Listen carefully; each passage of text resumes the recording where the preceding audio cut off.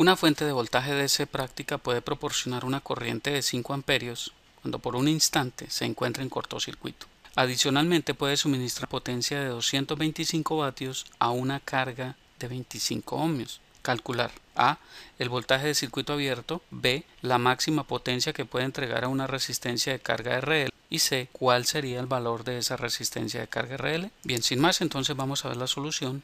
Primero vamos a ver cuál es el concepto o los conceptos involucrados en la solución del ejercicio. Aquí entonces vamos a hablar del teorema de Thevenin junto con su dual, el teorema de Norton, y también vamos a hablar del teorema de máxima transferencia de potencia. Una vez tenemos ya identificados los conceptos involucrados, entonces pasamos al plantear el problema. Para plantear el problema entonces es bueno que hagamos un gráfico y que verifiquemos qué ecuaciones o fórmulas pues nos van a ayudar en la solución del ejercicio. Vamos a mirar un poco entonces el enunciado del problema y vamos a ver cómo graficamos la situación. Entonces dice que una fuente de voltaje DC práctica puede proporcionar una corriente de 5 amperios cuando por un instante se encuentra en cortocircuito. Adicionalmente, puede suministrar una potencia de 225 vatios a una carga de 25 ohmios. Entonces, aquí hay algo interesante con el teorema de Thevenin y Norton, es que no importa qué equivalente use yo dentro de una caja equivalente. Entonces vamos a decir lo siguiente: si yo tengo esta situación, es decir, que tengo una red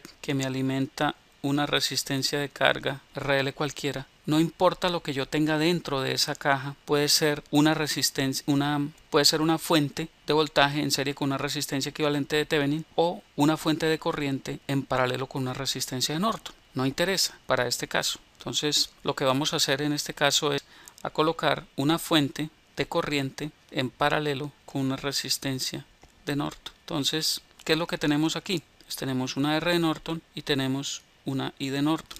¿Qué nos da el problema? Si eso está en cortocircuito se va a comportar como una fuente de corriente, luego la I de Norton van a ser 5 amperios. ¿Ok? Tenemos una R de Norton que no sabemos cuál es, pero sí nos dice el problema que para una resistencia RL de 25 ohmios puedo suministrar una potencia de 225 vatios. Entonces allí ya la situación cambia un poco, ¿verdad? Entonces note lo siguiente: vamos a tener que utilizar la potencia de la carga, que va a ser I cuadrado por R de carga. Entonces esta va a ser la corriente de la carga que entrega esa fuente de voltaje, porque es una fuente de voltaje, pero no interesa porque yo puedo reemplazar esa fuente de voltaje equivalente con una fuente de corriente equivalente por medio del teorema de Thevenin y Norton, pues debido a su dualidad, ¿ok? Para que no se dejen confundir con esos dos conceptos. Y a los terminales de esa fuente equivalente pues le puedo conectar cualquier carga que yo quiera.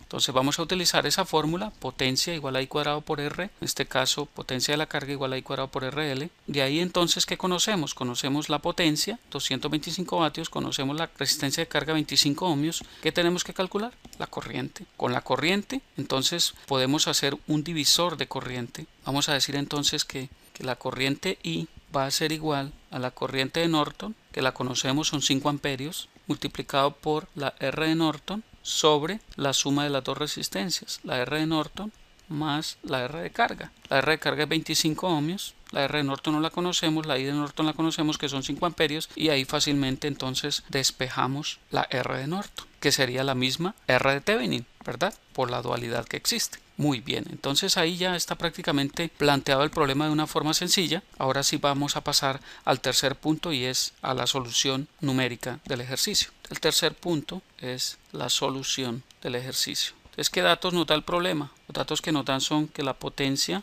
para una resistencia de 25 ohmios es igual a 225 vatios, que la corriente, en este caso de Norton, van a ser 5 amperios, que equivale a cortocircuitar esa fuente, y a su vez que la resistencia de carga para esa potencia van a ser 25 ohmios. ¿Qué nos pregunta el ejercicio? ¿Cuál es el voltaje de circuito abierto? Primero entonces decimos que la parte A, ¿cuál es el voltaje de circuito abierto o el mismo voltaje de Thevenin? ¿Por qué?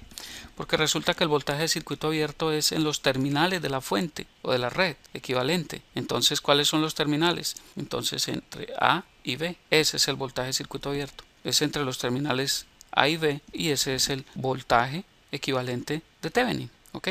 Que es el mismo voltaje de circuito abierto para esa fuente de corriente paralelo con la resistencia de Norton. Entonces, ¿cómo calculamos eso? Entonces recurrimos a la ecuación del divisor de corriente. pero para eso tenemos que hallar la corriente, que va a alimentar la carga. Entonces, ¿qué tenemos?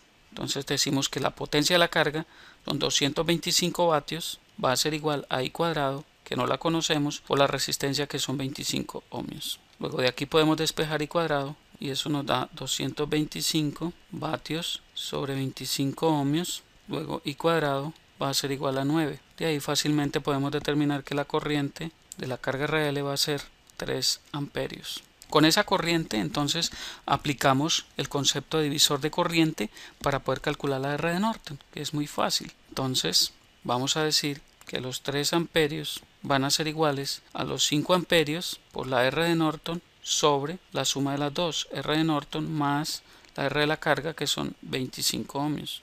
Entonces aquí tendríamos que esto sería 3 que multiplica a Rn más 25 por igual a 5 veces Rn. ¿Ok? Entonces tendríamos que esto es 3 veces R de Norton más 75, 3 por 25 igual a 5 R de Norton. Luego entonces tendríamos que 5 R de Norton menos 3 R de Norton va a ser igual a 75. Luego entonces tendríamos que 2 veces R de Norton va a ser igual a 75 y aquí tendríamos que la R de Norton, que sería la misma R equivalente de Thevenin, va a ser igual 75 sobre 2, 37.5 ohmios. Esa sería la resistencia equivalente de esa fuente DC. Con eso entonces ya podemos calcular el voltaje de Thevenin o el voltaje de circuito abierto V sub 0C es igual al voltaje de Thevenin, y eso no es más que decir que eso es la corriente 5 amperios por la resistencia,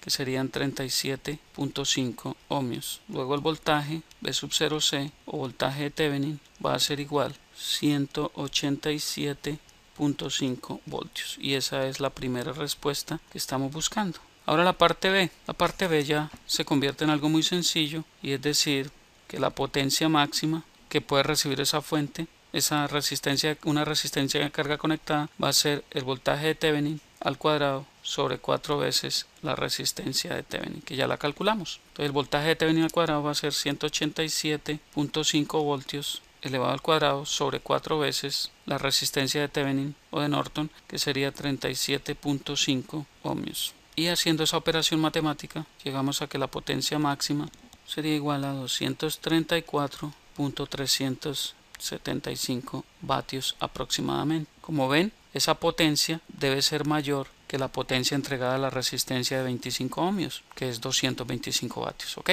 Luego estamos bien por ese lado. Finalmente la parte C es cuál sería la resistencia de carga que me da esa máxima transferencia de potencia. Entonces sería que la resistencia de carga va a ser igual a la resistencia de Thevenin, que ya la calculamos y es la misma resistencia de Norton, y es igual a 37.5 ohmios. Y esa es la otra respuesta que estamos buscando. ¿Okay? Como ven, es fácil, muy fácil. El cuarto punto, como siempre, es evaluar las respuestas para verificar que todo esté en orden. Entonces note ese dato importante: la potencia máxima debe ser mayor a 225 vatios. Si nos da un valor menor, hay algo que está mal. Entonces noten cómo el teorema de máxima transferencia de potencia y los teoremas de Thevenin y Norton nos ayuda a resolver ejercicios que aparentemente son complicados. Pero ven, después de hacer el análisis nos damos cuenta de que todo se reduce a tener claros un par de conceptos. ¿Ok?